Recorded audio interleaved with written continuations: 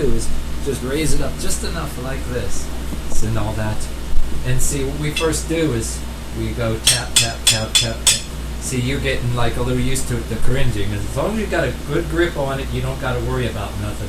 Right. And this is basically giving the idea, so just like if you were touched physically without any implement and all that, it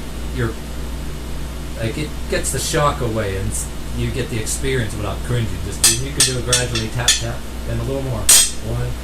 See, until the cringing just goes away, you know what I mean? And there's no way it could hurt you. And just keep with the same, and would have to do like when you do ceremonial increments, you might have to allow only, there's got to be a unit of measure that everybody agrees to, that you don't do it any harder than everybody can have a code, whatever words you want to use according to your group, you know what I mean, to start out.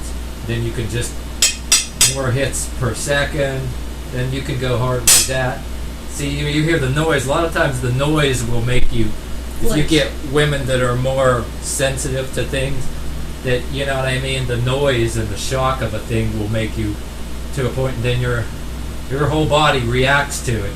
See, 1, 2, 3, and then again. See, there's like really nothing to it. Oh, hey, yo. And what happens is you can do like long sessions of this, you know, like use the clock. Like I have the clock, it's like a sacred thing. When you do ceremonial increments, it can be how many or how long you're doing it, for minutes, a duration of a song you're using if you play your own song, or if you play drums in your background, or whatever instrument you use. You can use the drums or tambourines or whatever items you use as your, like saying after a while, you can start moving around in circles. Don't just sit there and you're rotating each other. Let's see if we got the audio okay in this, because I don't know, we never did a conversation where the audio is. I hope the audio comes in. Let's see. Oh, there's Daisy. Okay. Yeah, the cat. Yeah, there's another thing you might want to say too. You put it up like again, like for a minute, and then you do just keep pushing. You know what I mean? And you feel that like. My only danger is if I accidentally slide like this. Yeah. So some of your people, so you have to, don't do it radically, you know what I mean? Oh, Daisy wants to join in. But you do a bunch of pushing, and you do that. And then if we do this in groups, you have to remember, like, tell them to not do routingly. There has to be a discipline to it. It's the amount of pushes and the amount of hits. And allowing for first people, don't anybody do this. Right. So that there's plenty of room here, and they're paying attention and aiming when they're hitting, and then the pushing. Or you could even hold it like this and then push.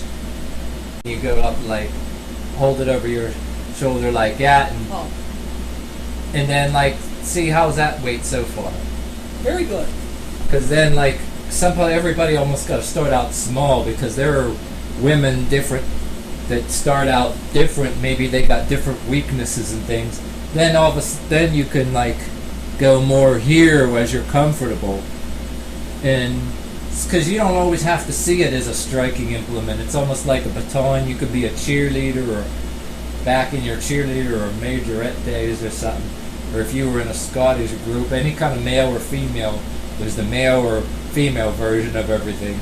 And then when you get better, you start out with one size up, because I was preaching in some of my other videos that the club bell, you don't do just club bell, you can have just batons of different lengths, and weight, because they can be different lengths.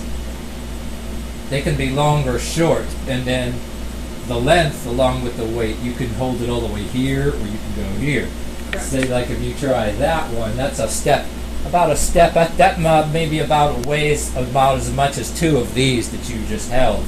And then hold it like that, and then do it, and then start gradually like this. You can go like this or like this. And like, it's almost like you're backhanding it when, like you start like this, and then when you go over here like this, It's like you're backhanding. If you see it as just another version of this, like if you do that once over one shoulder, then just move your hand over, and then go and backhand it. Then you can move it straight above your, or around your back. Then just, yeah, and like you're drawing, act like you're drawing a sword out or something.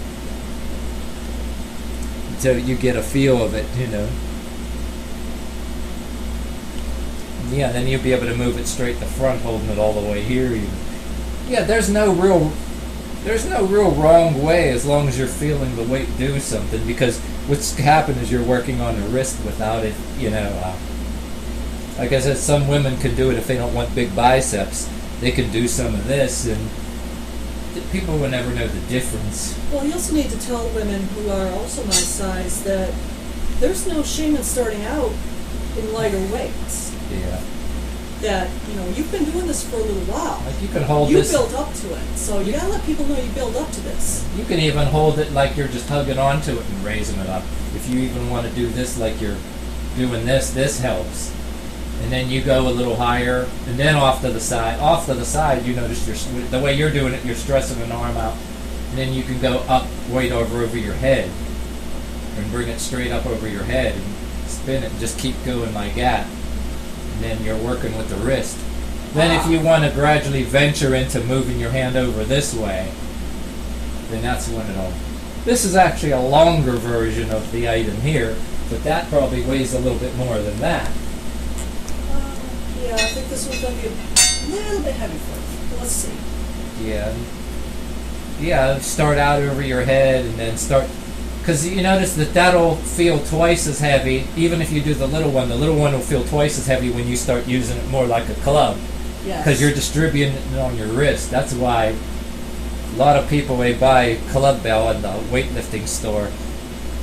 You know, they should have more batons, batons of different weights, because there are women out there that are surprisingly real weak. You know, I think my sister years ago had a friend that she couldn't even pick up a simple weightlifting bar with nothing on it. There were people that start out real weak. You know, people are different. But this is where your program comes in very handy. Yeah. And then say this, even though you have to use this one like I do. If you pick it up like that. Yes, I have to use two hands. If you pick it up with two hands and put it over your head, and then just keep doing that. I do a thing where I'll spread it real wide and make it disappear behind my back, and it pulls my shoulder back and cures a hunchback problem that I used to have, where the shoulders would go back. And I do that. Then here I can feel it pulling across my chest. Yeah, I can get it to go way down, almost down to my butt, and raise it back up. But again, you I've been doing this a while. I'm still a beginner. You can sort of rip something, when you do that too. But I make it pass all the way down my back. And what happens? You got to be careful you don't accidentally drop it out of your hand. And well, your toes are on that side, but it'll just make a lot of noise on your floor. But yeah, so it can be like a sword, and it can be not, just be a training implement too, but it leads to being able to use a stick or a sword, because then you'll be able to pick up a stick and just wave it like nothing, you know what I mean? But that's a basic idea of it.